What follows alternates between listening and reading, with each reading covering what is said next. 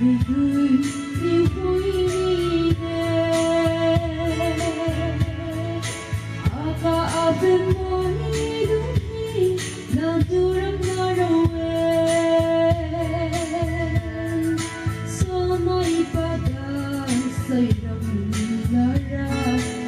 abang bang sinh ta tâm sinh